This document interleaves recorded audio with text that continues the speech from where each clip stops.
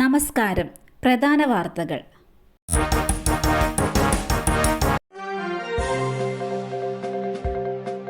Kozhikode, Kottayam കളക്ടറേറ്റുകളിൽ bomb ഭീഷണി. Kozhikode B ബ്ലോക്കിൽ bomb വെച്ചിട്ടുണ്ടെന്നാണ് അജ്ഞാതന്റെ email സന്ദേശം. കളക്ടറേറ്റിലെ ഇമെയിൽ ഐഡിയിലേക്കാണ് സന്ദേശം എത്തിയത്. കളക്ടറേറ്റിൽ പോലീസും ഡോഗ് സ്ക്വാഡും പരിശോധന നടത്തുകയാണ്. കോട്ടയം കളക്ടറേറ്റിലെ വനിതാ ശിശുക്ഷേമ വകുപ്പ് ഓഫീസിനെതിരെയാണ് ഭീഷണി ഇമെയിൽ സന്ദേശം ലഭിച്ചത്. ഉച്ചയ്ക്ക് 1:30 ബോംബ് പൊട്ടുമെന്നും ജീവനക്കാരെയെല്ലാം ഒഴിപ്പിക്കണമെന്നുമായിരുന്നു സന്ദേശം.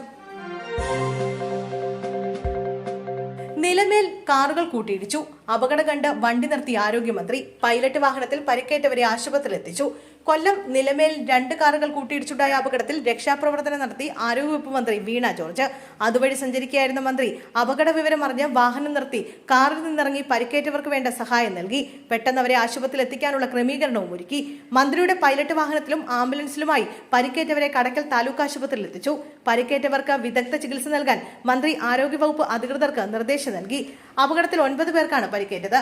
എതിരെ വന്ന വാഹനങ്ങൾ നിയന്ത്രണം വിട്ട് കൂട്ടിയിടിക്കുകയായിരുന്നു. ഇടിയുടെ ആഘാതത്തിൽ 2 വാഹനങ്ങളുടെയും മുൻഭാഗം പൂർണ്ണമായും തകർന്നു. മലപ്പുറത്ത് കാട്ടാനാക്രമണത്തിൽ വയോധിക കൊല്ലപ്പെട്ടു. മലപ്പുറം കിഴക്കേ ചാത്തല്ലൂരിലാണ് സംഭവം. പട്ടേരി വീട്ടിൽ കല്യാണിയമ്മയാണ് മരിച്ചത്. 68 വയസ്സായിരുന്നു. വനത്തിനകത്ത് നീർച്ചോലയിൽ കുളിക്കാൻ പോയ മക്കളെ തെരഞ്ഞു പോയതാണ് കല്യാണി. ഈ സമയം കാട്ടാനയെ ഓടിക്കാൻ വനംവകുപ്പും സ്ഥലത്തുണ്ടായിരുന്നു. വനം ഉദ്യോഗസ്ഥർ ആനയെ ഉൾക്കാട്ടിലേക്ക് തുരത്തുന്നതിനിടെയാണ് ആക്രമണം ഉണ്ടായത്. RRT സംഘം വെടിവെച്ചതോടെ കാട്ടാന ഓടി. ഇതിനിടെയാണ് മുന്നിലകപ്പെട്ട കല്യാണി അമ്മയെ കാട്ടാന ആക്രമിച്ചത്. പരിക്കേറ്റ കല്യാണി അമ്മയെ ആശുപത്രിയിൽ എത്തിച്ചെങ്കിലും രക്ഷിക്കാനായില്ല. മൃതദേഹം മഞ്ചേരി മെഡിക്കൽ കോളേജിലേക്ക് മാറ്റി.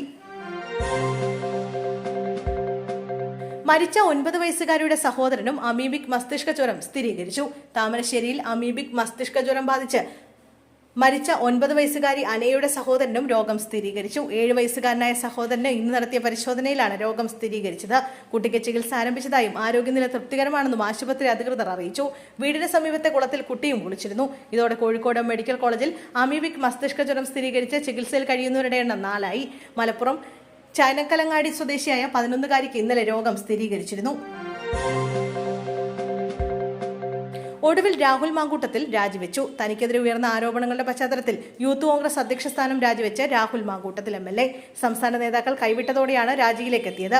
VD സതീശനും രമേശ് ചെന്നിത്തലയും ഉൾപ്പെടെ രാഹുലിനെ തള്ളിയാണ് രംഗത്തെത്തിയത്. ഇതോടെയാണ് യൂത്ത് കോൺഗ്രസ് അധ്യക്ഷ സ്ഥാനത്തുനിന്ന് മാറാനുള്ള തീരുമാനത്തിലേക്ക് രാഹുൽ എത്തിയത്.